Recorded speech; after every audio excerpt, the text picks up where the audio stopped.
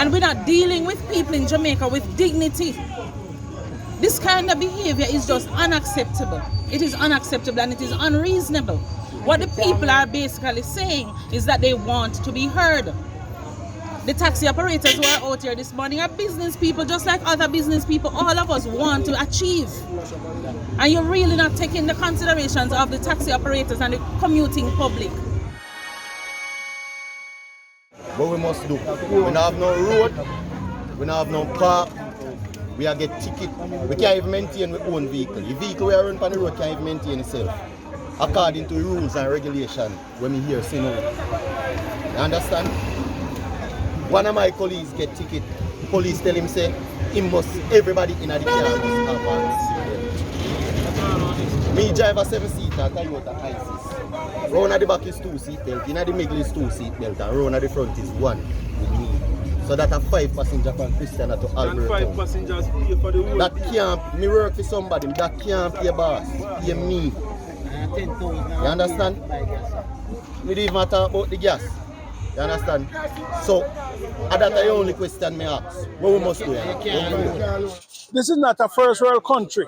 You not adopt the first world principle, everything, but only some part you pick out. Like tell people that they must use child safety. Where in the world 12-year-olds sit down in a child safety seat?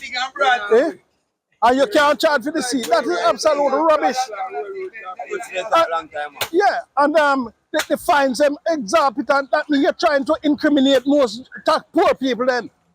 You're trying to incriminate us. Because if we can't pay the fine, why you going to lock us up? You don't like we. You're not working today? No, not working. See, we park up there, go and enjoy ourselves. What kind of enjoyment? You playing See, domino? we play domino, we play draft and them thing there. And me just eat and blue draws done. So they want to live for the TV. So, better not there. All right, there. Well, my views on the whole station is if the Prime Minister state clearly that he's going to go back to Parliament and review the acts that people are disgruntled about. I think it's in our best interest to wait and see before stupidity step in and people try to say, all right, I am going to strike because this and that. Just wait.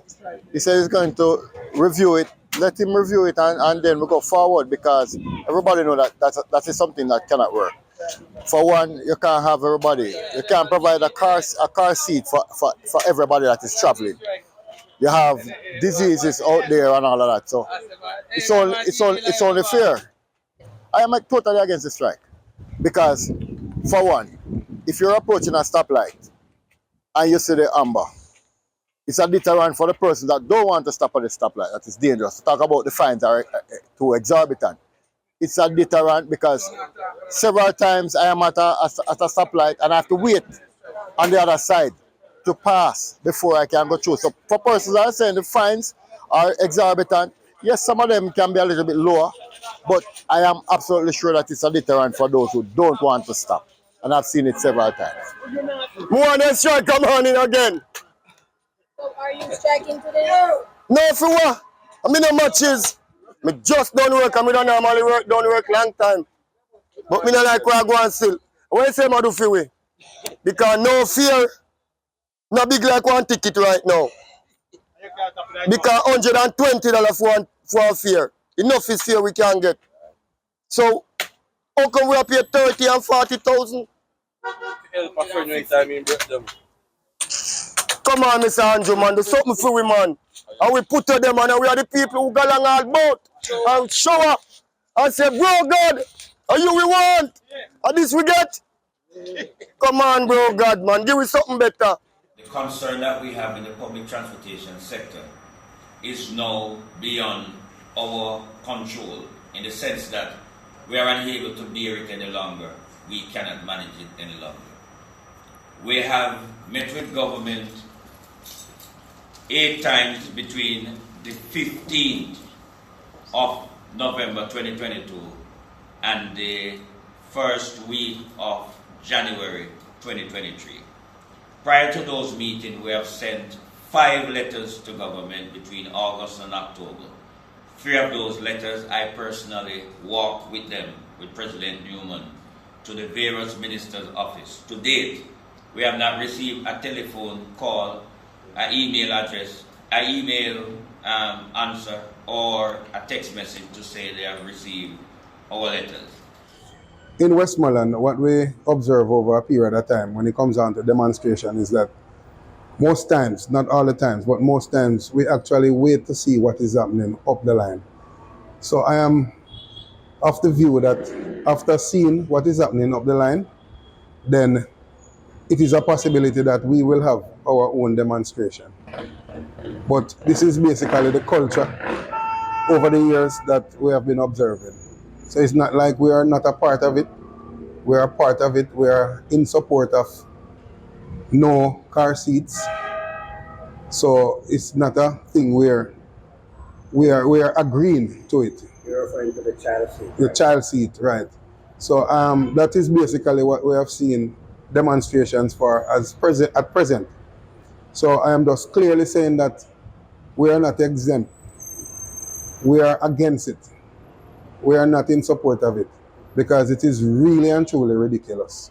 When you listen to and go through the different fines and the different offences, it raises questions not just for taxi operators and bus operators. It raises questions for us as citizens. Yes, we want safety.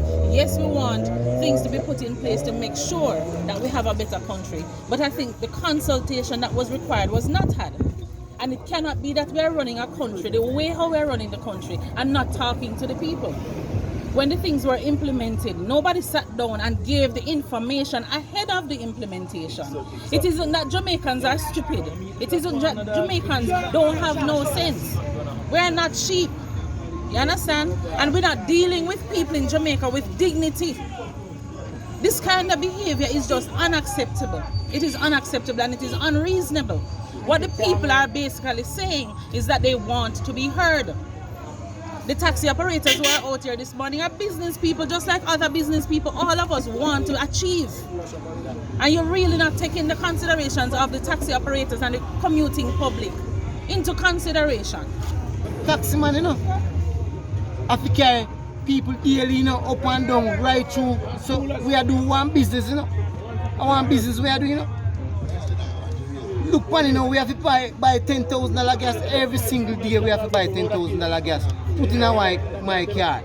So when me buy $10,000 gas, put in my car, and at the end of the day, when me come in, me have $5,000, $6,000 left in my pocket and pay $10,000 gas. Plus my pitney have to get $1,500, one have to get $500, one have to get this tire, everything I wear. Look on that now. Oh God, the government have to consider itself and look into certain things and look on it and say, them some can never work, it can't work.